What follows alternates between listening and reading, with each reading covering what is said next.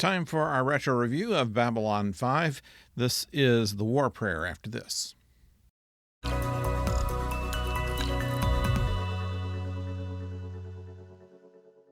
Hello out there, I'm the Oldest Nerd, and if you're watching this on the Roku channel, episode 8 appears to be a different episode. They have them one ahead of each of the actual episodes, so it gets a little confusing, but the War Prayer is about, well, there are two stories. The first story considers some Earth First revolutionaries who are on Babylon 5 trying to indicate that they believe that aliens are getting too much into the affairs of Earth. Places like Babylon 5 should not exist, and they shouldn't have aliens on Earth either.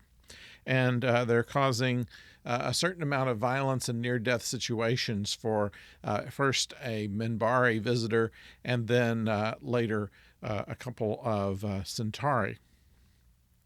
The B story has to deal with our Centauri. They're a pair of cousins of Vir who have come to the station running away from their families because they want to get married to each other rather than to whoever they're betrothed to.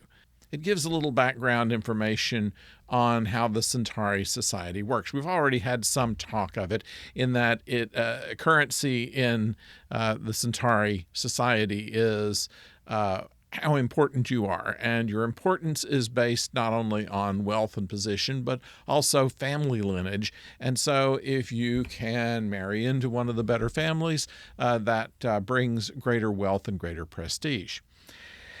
And so these two, who apparently are each other's cousins, I mean, we're not worried about just how they're related to each other, except that they're both related to Vir, is a situation just where we've seen this in other stories, where rather than have an arranged marriage, they want to do it for love.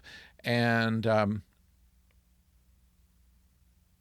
Londo at first says, "What does love have to do with marriage?" and then proceeds to show a picture of his three wives. Apparently, the Centauri have wives three at a time.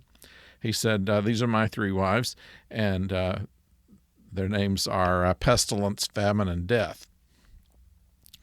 And his indication that marriage is a sacrifice was something that he took very seriously, and that they, of course, pushed him on to greater heights, which is to say 75 light years from them.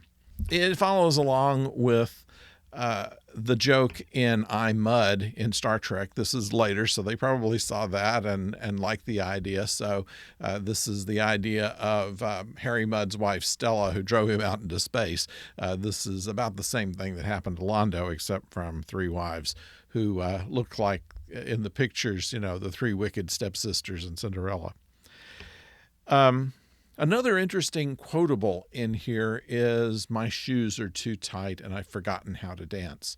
And Vir doesn't understand what Londo is talking about, but it has something to do with how the story plays out. And it works out in a very interesting manner of how they're able to work all this out. The rest of it was just kind of a, let's find who the bad guy is and find out that it happens to be the love interest of Susan Ivanova, who heretofore has only been the straight-laced executive officer on the station.